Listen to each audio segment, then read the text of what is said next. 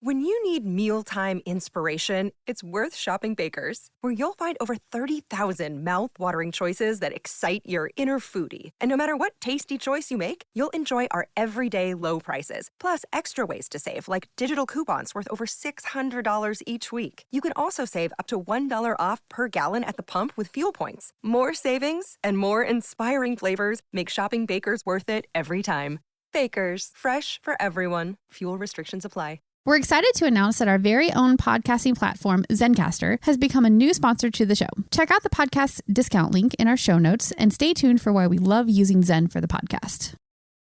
You're listening to the Archaeology Podcast Network. You're listening to the Archaeology Show. TAS goes behind the headlines to bring you the real stories about archaeology and the history around us. Welcome to the podcast.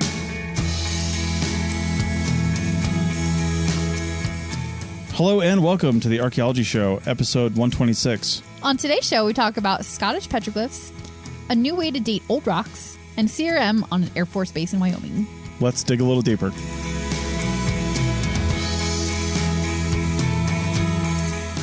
All right, welcome back to the Archaeology Show. How's it going? Good. How are you? Good. So we are at our home for the next 2.5 months. Yeah, we're going to be archaeologists for once. I know. I mean, we're archaeologists all the time. Well, yeah. Sometimes you're just not doing archaeology. Right. We're not always in the field. Right. So anyway, we are near Elko, Nevada. I can't give the exact location because that's how CRM archaeology works. So, you know, it's always cloak and dagger. Are you going to fire yourself? I might fire myself. Yes.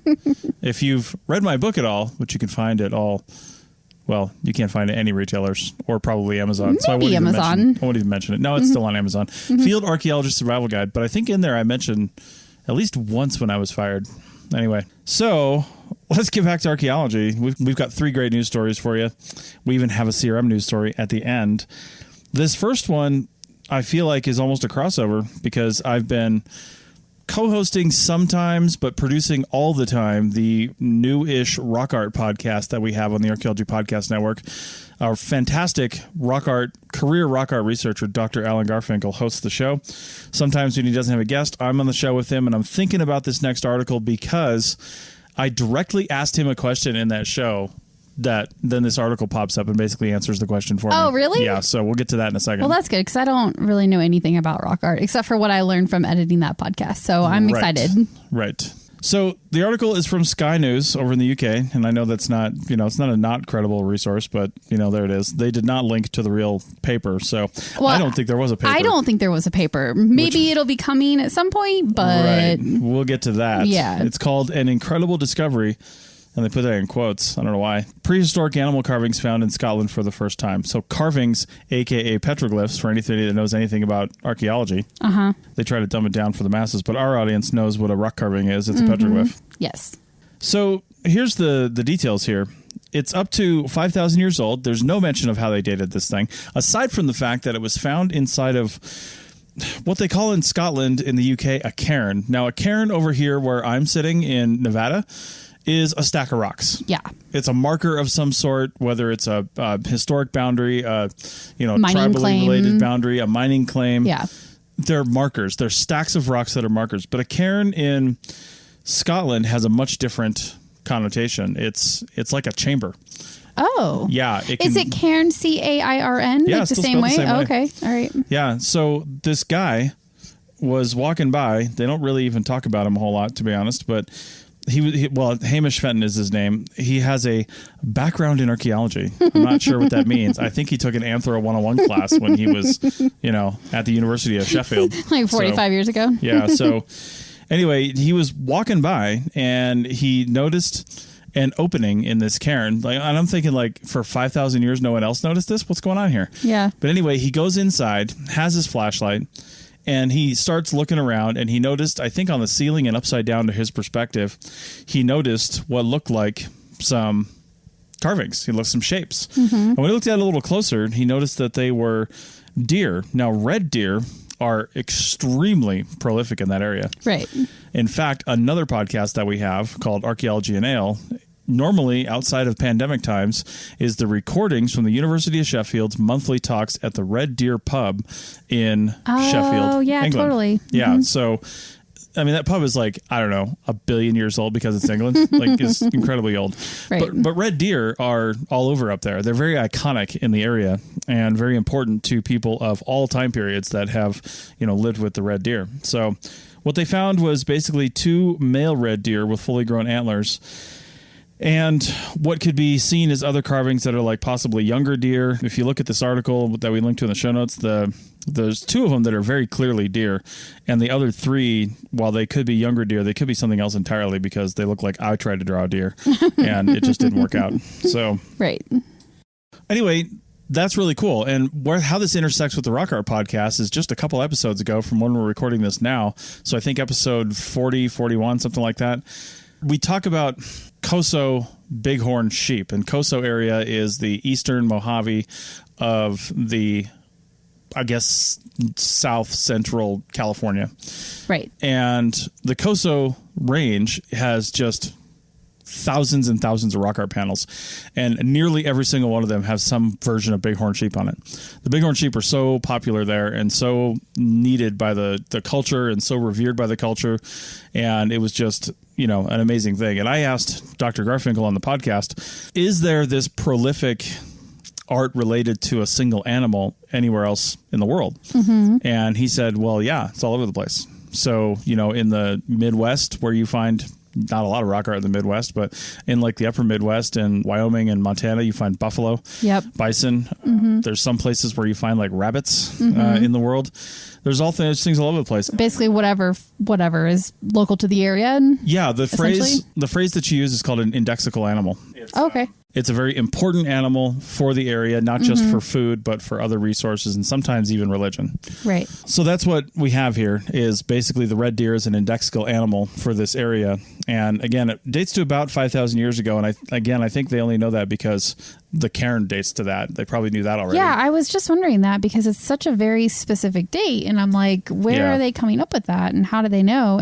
And to make the claim of it being the earliest rock art in Scotland, like you have to be pretty certain of that before you start going around claiming that. So right. And if it's contemporaneous with this cairn, because somebody could have come and drawn that on there 20 years ago. Yeah, totally. Yeah. So like if you have a background in archaeology, like, Yeah. No, I'm just kidding. I'm sure he didn't do that. I don't know. Yeah, right. I don't know what other research they've done on this. Dr. Tertia Barnett is a principal investigator for Scotland's Rock Art Project.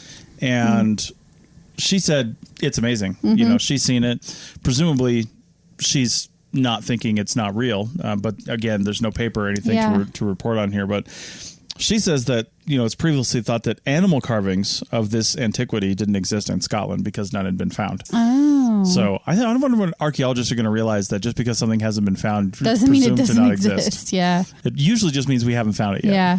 Yeah, not everything is preserved in such a way that we can find it later on. So did it give you an idea of scale of these drawings? I'm curious, like, how big they are. I'm trying to wrap my head around, like, how big this opening was, what kind of walls we're looking at or ceiling, I guess, for carving into. And, like, I'm having trouble. You're not going to get those details. Okay. I'm having trouble getting that, like, picture in my mind of how this works. Because here in the, American Southwest, you see like a wall, like a cliff. Right. And that's where the petroglyphs are usually. There might be a field of boulders like there are at Petroglyph National Monument in Albuquerque where it's a bunch of boulders with flat faces on them that have been carved into. But either way, it's like usually open on the landscape. I'm just trying to wrap my head around how it exists. Yeah. Again, who knows? Maybe it was important to the person who was buried there. Maybe it had nothing to do with the event of creating the cairn. Mm-hmm. Honestly, who knows? But this is also the first time, and again, no determination of scale. The guy, in his own words, slid inside. So I take that to mean he got sideways. Is it like a cave? Well, it's an opening. I mean, from what I understand, a cairn is like an artificial structure almost. But now it's possibly covered in dirt and stuff. But there's a stone opening. I mean, it's the way I picture it is it's kind of like a mound. Okay, I'm gonna have to go Google this and see what they look like. Yeah, there's no real good pictures of it. There's a video which I'm not going to play right now. But yeah. Anyway. yeah, they show the rock, and they show the sketches of the rock and what that looks like. Yeah, yeah. And you can actually see in the background of one of the pictures the cairn itself with the stone opening with kind of a mantle on top, and you do kind of just go inside. We saw stuff like this in Scotland at some of those parks we went to. We saw things like this when we were in Scotland back in 2015, I think it was. Yeah, I guess I just didn't realize that they were man-made structures. So yeah, and it makes you wonder, like, hasn't this been studied to like within an inch of its life by grad students or something? Like, it's not like he found this thing. Right. He just went inside at the right light at the right time of day and happened to see these. So now I'm sure researchers are like, man, what else have we missed? Well, that is so petroglyphs right there, though. I always say that when you're in an area where you think there might be petroglyphs, you've got to stop and turn around. Yeah. Like if you're actively looking for them, if you're on survey, whatever, stop and turn around, because the things that you see from one direction and with light in one, shining one way will not necessarily be the same thing when you turn around and look at it from the other direction. So. Right. Apparently, one of the more prolific markings of this time period, which again I didn't really know about, are these cup marks. And I don't know what cup mark means, like shaped like a cup, or I think it's like a depression. Yeah, because that's like what a cup mark is in like Southern California. It's almost like you took something and you ground a hole into it, right? I think that's what they mean by cup mark. And that's surrounded by concentric rings. Sounds to me like it looks like a sun and planets orbiting. Yeah, that's kind of how I picture it when they mention it. But apparently there's more than 3,000 of those across Scotland, and a lot of them date to the Neolithic that this thing dates to, and no animal carvings have ever been found in association with these markings. So they were in there too. Well, maybe this person was an exceptional artist for the day. I'm thinking somebody was an exceptional artist 30 years ago, but who knows? It's so hard with rock art because you just don't know. Yeah, but I just can't imagine they haven't seen it before. That's what floors me, I can imagine that. Like I said, light is crazy and weird, and especially in such a tight, small space like this. And I guess these things are probably so common, people grow up with them, that, somebody maybe didn't study it recently. I don't know. Maybe it hasn't been part of like an actual archaeological excavation or even just like something where they're studying them, not even excavating. So interesting. Well, speaking of rock and dating it and how old it is, we're going to try to date some rock on the other side of the break. Back in a minute. Chris Webster here for the Archaeology Podcast Network. We strive for high-quality interviews and content so you can find information on any topic in archaeology from around the world. One way we do that is by recording interviews with our hosts and guests located in many parts of the world all at once. We do that through the use of Zencastr. That's Zencastr. Zencastr allows us to record high-quality audio with no stress on the guest. Just send them a link to click on, and that's it. Zencastr does the rest. They even do automatic transcriptions. Check out the link in the show notes for 30% off your first 3 months, or go to zencastr.com and use the code TAS. Save on O'Reilly Brake Parts Cleaner. Get 2 cans of O'Reilly Brake Parts Cleaner for just $8. Valid in-store only at O'Reilly Auto Parts. O'Reilly Auto Parts. When you need mealtime inspiration, it's worth shopping Baker's, where you'll find over 30,000 mouth-watering choices that excite your inner foodie. And no matter what tasty choice you make, you'll enjoy our everyday low prices, plus extra ways to save, like digital coupons worth over $600 each week. You can also save up to $1 off per gallon at the pump with fuel points. More savings and more inspiring flavors make shopping Baker's worth it every time. Baker's, fresh for everyone. Fuel restrictions apply. Welcome back to episode 126 of the Archaeology Show. And this time we are moving across the world to Tibet, where we're going to look at some rock dating. Not rock art dating, just dating the rocks themselves. I mean, I don't know if it's that far across the world. It's not like it's in this hemisphere. I mean, it's still pretty far. Yeah, it's pretty far. All right. So I found this article on phys.org, and they're actually a really great source for any kind of science articles. Stuff. Yeah, they're really great. And they did link to the source article on this too. So we'll have both the phys article and the source article for this.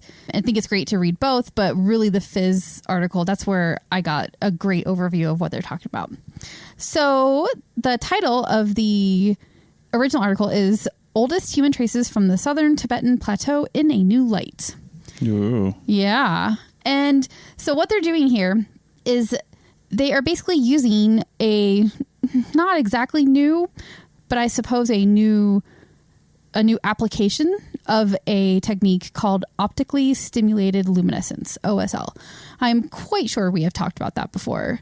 Yeah. OSL has been used by archaeology for quite a while now, but they're using it they're just putting it on steroids. They're using it to a much higher degree in a different way. Yeah, I think we talked about it in the large stone pots in Laos, because they were using it to look at the ground underneath the pots and get some dating, right? Wasn't that the technique they used there? Yes. Yeah. Yeah, they used OSL for that. Yeah, but that was looking at like grains of soil basically for that study. Yeah. In this case, they're using it in the same way, but they're actually looking at the rocks themselves, and not just rocks, because if you think about it, a rock, once the outside gets weathered, the inside is therefore like never sees light again, right? So it's got the same, light date, if you will, that it had when the rock was created, which was however, millions, billions of years ago.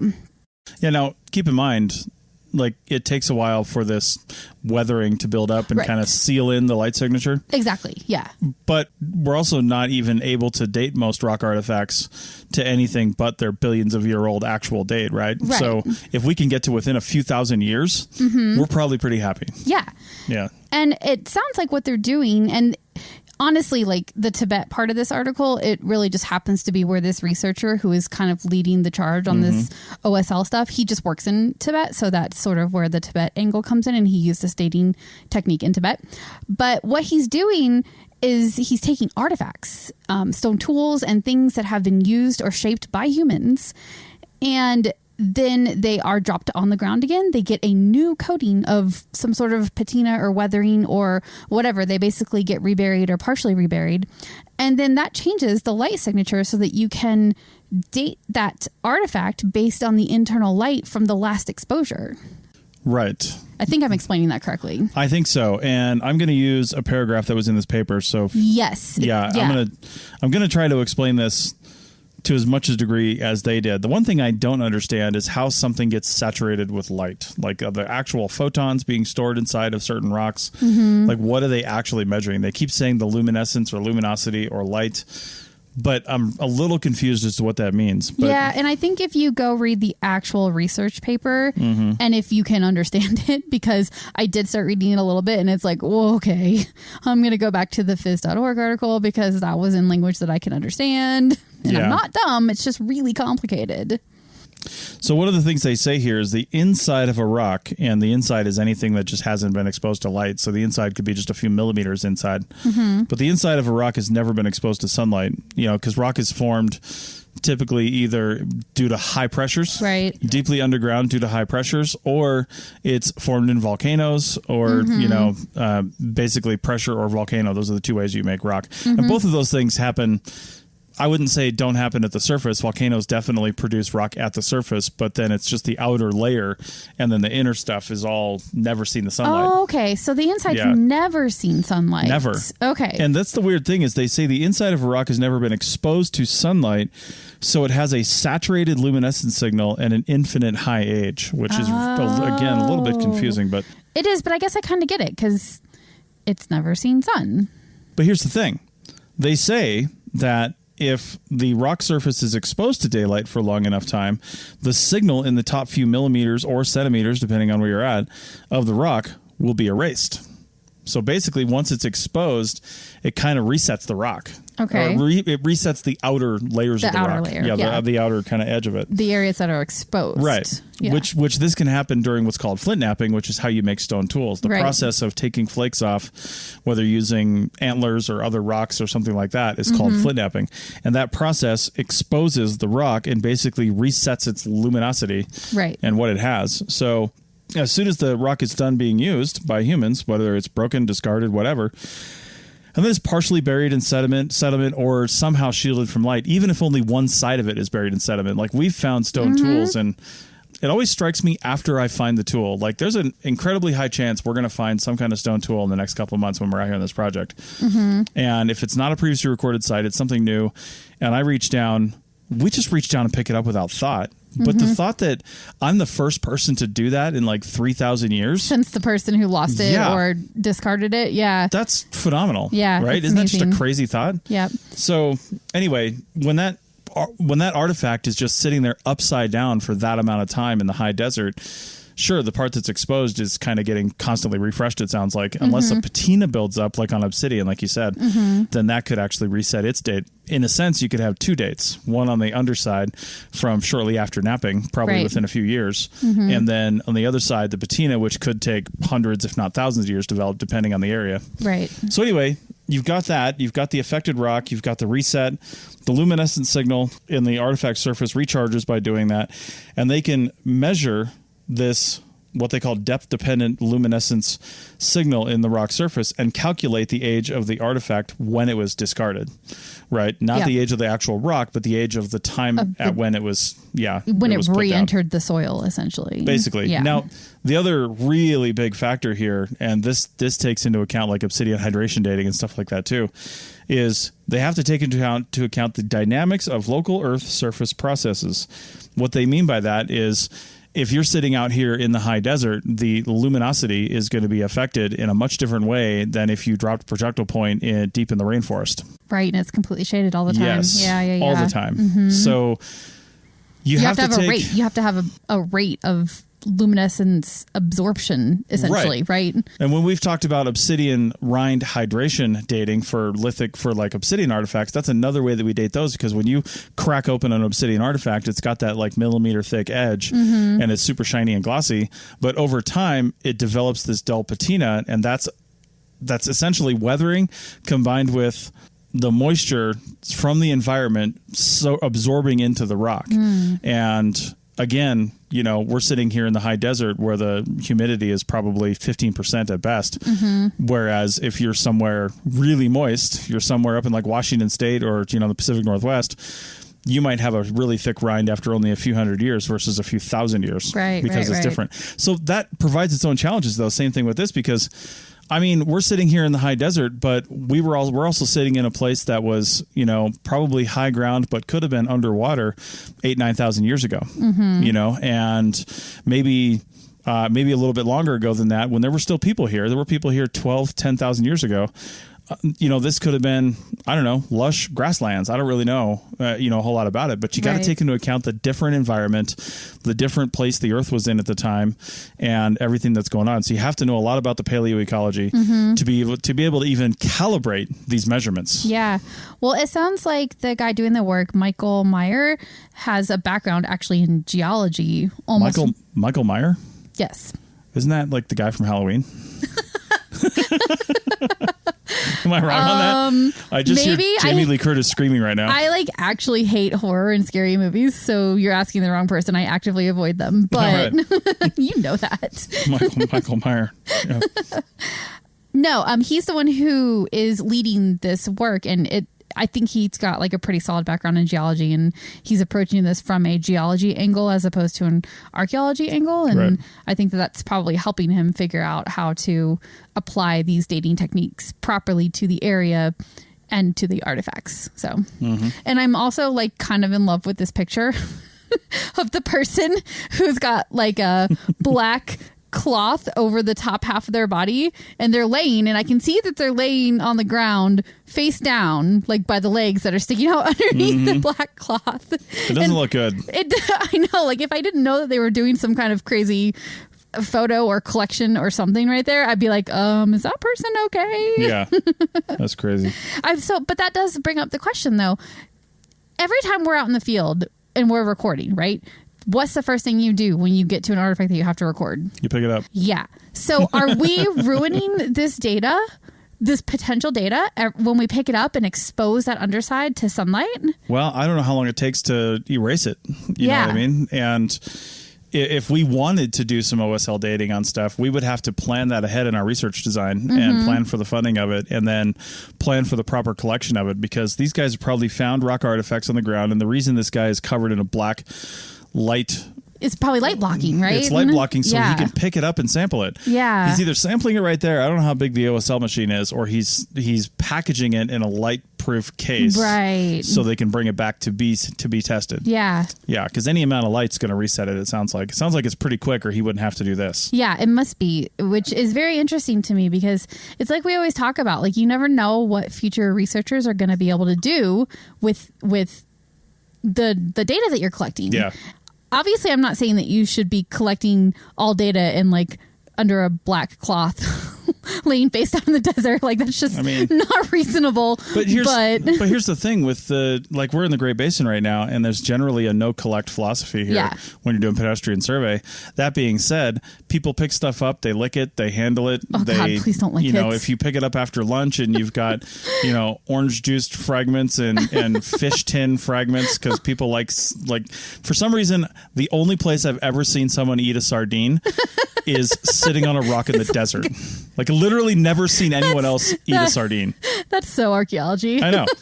So they probably use like the key to roll back the lid. Oh my right? God, it's crazy. So anyway, all the stuff that we do, we don't think about the future data potential. Yeah. I mean, there's a good chance no one's ever going to see this artifact again, because these things are hard to find. Even on when we have to record previously recorded sites, because the general rule up on BLM lands is that if it's older than, and for U.S. Forest Service lands in Nevada and a lot of places, if it's been recorded more than 10 years ago, we're doing a complete re-record on it. Right. Because weather has happened, cows have happened, people have happened. Right.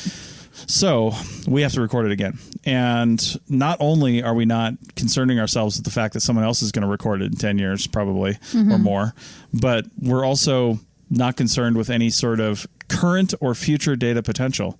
We should always be wearing gloves. I can't say that we're going to be concerned with, blocking the light from these things. We have to pick them up and look at them if we're not going to do that. You've got to walk that line between what's practical in the field, and especially because you're talking about a CRM approach to recording, and you have to be honest, like CRM companies are companies, and they have profit and loss situations. Like they are businesses, and they have to be businesses, so the things they're doing are based on a budget, and it has to be that way. So taking such care with artifacts in the field just simply isn't possible. Right. We can do our best, obviously, and now that I know about this technique, it's going to make me much less likely to flip over that artifact. The side that's like flip it over so that the side that has been buried for however long until I picked it up, I'm less likely to flip that over so that it's the side that's now facing up. I'm going to make a point of facing it down. What if that's the fluted side? Well, sure. I mean, I'll pick it up and look at it and record it. Hopefully that's not, destroying the data.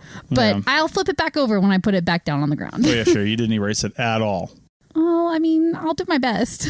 What about PSL dating? PSL dating? Yeah.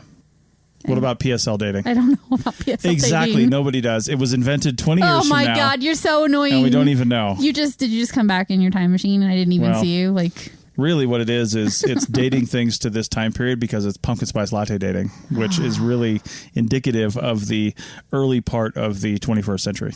Wow, that's a lot. I don't actually know how to respond to that. You're so special. Right.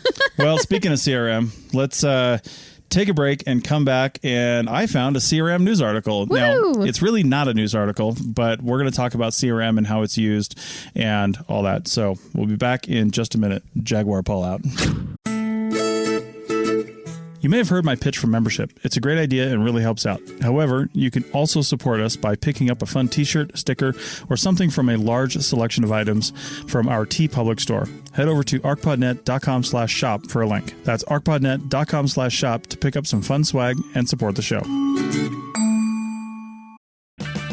Save on O'Reilly Brake Parts Cleaner. Get 2 cans of O'Reilly Brake Parts Cleaner for just $8. Valid in-store only at O'Reilly Auto Parts. O'Reilly Auto Parts.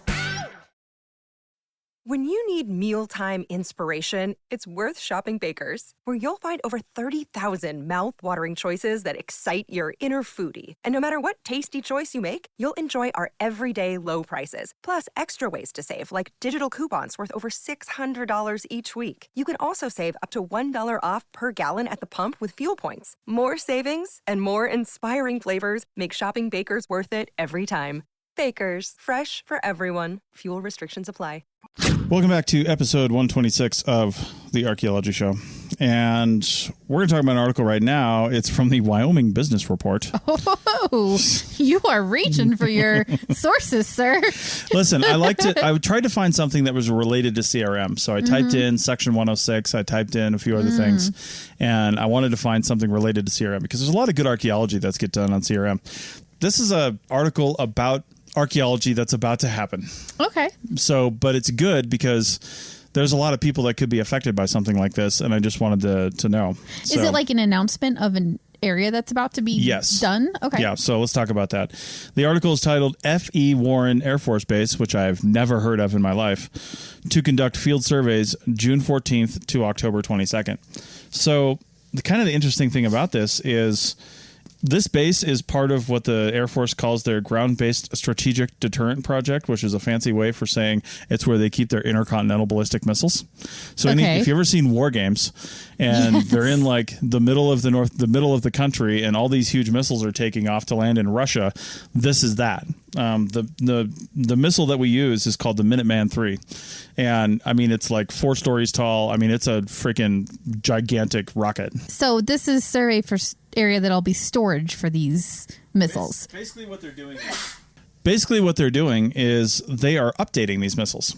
So they're updating what I understand to be like the missile silos. They're updating some of the equipment. They're updating a lot of stuff. Okay. And in order to do this, they have to do a cultural resources survey. Now, part of the big reason for this, now they're not saying this in this study here or in this article, but I'm willing to bet that one of the big reasons they're doing this is because when they did it the last time, it wasn't required. Oh. Because these have been here for a long time. Yeah, probably. Yeah, so that happens a lot when you get a revamp to a electrical line. I worked on a project in Vermont that crossed into Massachusetts one time that was basically a high transmission electrical line. They were adding capacity to it. They were taking it from like a 120 to a 220 volt capacity or something like that or something. Uh-huh. The line had been there for like 80 years, but the last time it was put in and any major upgrades had been done to it, it was pre the need or federal requirement to actually do that. I see. So we had to come in and do all these surveys on something that had already been heavily disturbed. Right. So, anyway. So the Air Force, they started conducting a environmental assessment back in the fall of 2020 to determine exactly what needs to be done, which involves its own cultural surveys. All EAs are a little bit different. In fact, that's the project we're doing. We're doing a cultural survey, but it's to create an environmental assessment. Right. So this environmental assessment determined that many other surveys need to be done. Right. And basically they are doing, it's kind of cool. They're doing cultural, they're doing wetland surveys, bio studies. So like endangered animals, things like that. Everything you can possibly imagine. So it's like full environmental impact situation. Yeah. So that's pretty cool. They're going to be doing it from June 14th to October 22nd, and the surveys include project areas that extend through parcels owned by private landowners and state and federal agencies. And part of the reason for that probably is if they're doing any sort of testing. I don't know how you test an intercontinental ballistic missile, but if they're doing any testing or anything like that, there are flying ranges and stuff like that. Like when we worked at China Lake Naval Weapons Center, there were areas that we worked at that weren't actually on the base, but that are affected by incoming flight paths and all kinds of other stuff. So that's where this private land probably comes into play. Yeah, or maybe road access too. Like if they're building some new facilities, they have to get a road there somehow, and there might be a right of way that they're claiming from private land or something like that. Yeah. So they're upgrading a lot of stuff. They're doing things, and a lot of times the military or the federal government, because, well, quite frankly, they have the money to do so, rather than piecemeal it and say, well, let's do this thin corridor and let's do this one spot and this one spot and this one spot. They're like, you know what? We've got to do so much. Let's just do the whole thing. Yeah. Let's just get it all done. And that way, if we have to do anything else in the future, it's done already now. Done. Yeah. So now they called it a Section 106 project in the survey here. And I think it probably is, because the Section 106, it's Section 106 of the National Historic Preservation Act, which basically governs all professional archaeology in the entire country. The basic thesis of that is it's to study the effects of the undertaking, the federal undertaking, and the undertaking in this case is all the improvements that they want to do. Will that undertaking have an adverse impact on cultural resources? That's what Section 106 says. There's one paragraph that determines our entire job, and if somebody ever strikes that paragraph from the law, we're all out of work. We're done. Yeah. So, but that's not necessarily true, because I was thinking it could fall under Section 110 as well, but I don't think it does, because they're doing it as part of a particular undertaking, whereas Section 110 is basically a mandate for all federal resources to essentially inventory the cultural resources on their land. Right. From what I understand, when Section 110 was added to the National Historic Preservation Act back in like the 70s or 80s or something like that, whoever was the sponsor on the bill, I think it was a First Lady, if I'm not mistaken, but whoever was the sponsor on the bill was like, yeah, it shouldn't take too long. We expect everybody will get this done in like, maybe a year. Because we'll just get it done. What? Yeah, we were doing Section 110 work on the China Lake Naval Weapons Center just like a few years ago. So interesting. I did not really know much about that. That's interesting. Yeah, Section 110 is not done because of an undertaking. It's done because they got to know what's there. Yeah. Because they're already occupying land that has been disturbed or could be disturbed. Right. So that was the whole thrust behind Section 110. Yeah, because if some of these military bases, like China Lake and like some of these ones up in like Wyoming, I mean, China Lake has over 1 million acres, and they only have that amount of space because, well, they're flying planes around and stuff. And if one of those planes happens to crash, or they get an errant missile or something, that's where they test brand new weapons. Right. So even though they may only actually directly impact 1% of that land, there's a chance that they could impact the other 99%. Yeah, so they've just got to be safe. Yeah, they got to know what's there. Yeah. So that's Section 110. Anyway, I thought this was kind of neat because you don't usually get advance warning of stuff like this, and only Wyoming would actually warn everybody this is about to happen. So, well, you kind of had to dig for it too to find it. I mean, it definitely wasn't making national headlines or anything like that, but I do imagine that those of you who follow shovel bums and other places where jobs get posted will eventually start seeing posts for jobs in this area. This sounds big, and I'll tell you what, I don't really follow the job postings anymore because I don't really need to, but there must have been something that came out for this because it's going to be soon, right? Yeah, it's going to be a big survey. Yeah. So you'll need biological people, wetlands people, and cultural people. Yeah. Archaeologists all out there doing this work. Gosh, it just reminds me of Ruby Pipeline, which we worked on 12 years ago. Jesus, was it that long? 13 maybe? I think it was like 2008. Right? 2009. Anyway, it just reminds me of that because it crossed the entire state of Nevada and actually like shot north up into Oregon from Nevada. And I think it came across the other states, like Utah and maybe Wyoming as well. It's just a huge, huge natural gas pipeline. And the coordination it took, because we were just on the Nevada part of it, but like the coordination it took between the different companies working on it was insane. And it was private land and it was public land and it crossed. It was just like this, but it was for a pipeline instead of an Air Force base. So, different in that respect. But like I remember when we were doing survey, like we would have to skip these big chunks because they were like, oh, that's private land. We don't have permission to go on that land yet. Or, they only want us to go on it on these certain days or whatever. So anyway, it's going to be quite an undertaking, and I'm sure it will be a lot of management fun for whoever is doing that. I imagine the good people of Wyoming wouldn't mind federal, undertakings taking place on their private ranch land. Oh my God. That doesn't seem like a problem to me. You only have a person run at you with a gun one time in your life before you're like, oh, right. Yeah. They're crazy. Yeah. So, anyway, that's cool. Maybe we can, if you're listening to this and you're on this project, you're going to be. Sometimes you don't even know, even though it starts in 2 weeks. Yeah. But if you happen to be listening to this in the future, maybe we can talk about it. I don't know. It'd be interesting to see what, see what was up there. Please, they're not going to be able to talk about it. Come on. You're not able to talk about any of the work that you've done on China Lake in the past, even though you're talking about it now and you shouldn't be. But well, if anybody from the Air Force is listening, please contact us. So, all right. Well, that was cool. I wouldn't mind, again, if any archaeologists are listening to this, it would be fun to talk to you about your projects this summer if you can. Yeah. Or if you're in a field school or something like that. So contact us, Chris at archaeologypodcastnetwork.com. archaeologypodcast.com. Yeah, it seems like the only stuff that makes it in the news is things that get published by academics or, people who are enthusiasts who find it out while they're walking around like that guy in Scotland. So we would love to just hear from some professionals that are doing some cool stuff and want to share with us. So please let us know. Chris at archaeologypodcastnetwork.com. And again, if you hate the show, you hate everything about us, Tristan at archaeologypodcastnetwork.com. He's going to be real sad he doesn't really listen to this show. I know, right? Yeah. All right. Well, thanks, everybody. We'll be back again next time. Again, if you want to follow some of these articles and some new articles and then see all the podcasts that we put out in a 7-day period, head on over to arcpodnet.com. I should find a way to put a link up for this, but scroll up the page just a little bit or scroll down the page, however your mouse works, and you will be asked to sign up for our newsletter. So do that, and we're setting them out on Mondays and Fridays. They're short and sweet, but fun information. If you don't like it, delete it. If you want to look at it that week, that's great. Perfect. So check it out. All right, back next time. See you later. Bye.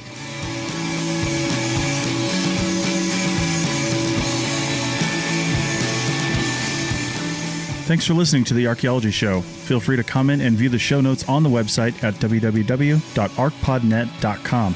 Find us on Facebook, Instagram, and Twitter at ArcPodNet. You can also find us on the Lyceum app, a podcast app just for educational podcasts. Music for this show is called I Wish You Would Look from the band Sea Hero. Again, thanks for listening and have an awesome day.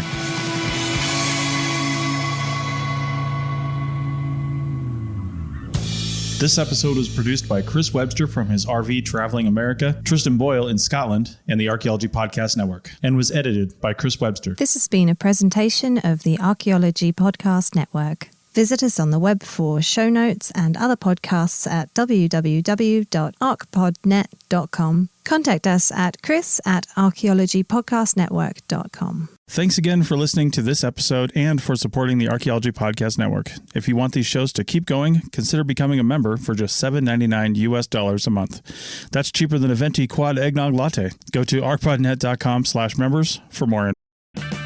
Save on O'Reilly Brake Parts Cleaner. Get 2 cans of O'Reilly Brake Parts Cleaner for just $8. Valid in-store only at O'Reilly Auto Parts. O'Reilly Auto Parts. Save big on new appliances at Menards. You need reliable and energy-efficient appliances to conquer the day. Menards is your one-stop shop with the largest in-stock appliances selection ready to take home today. Check out our top appliance brands including KitchenAid, Maytag, Whirlpool, Amana, and Criterion. Save big on Whirlpool appliances at Menards and check out our weekly flyer on menards.com for more great deals. Save big money at Menards.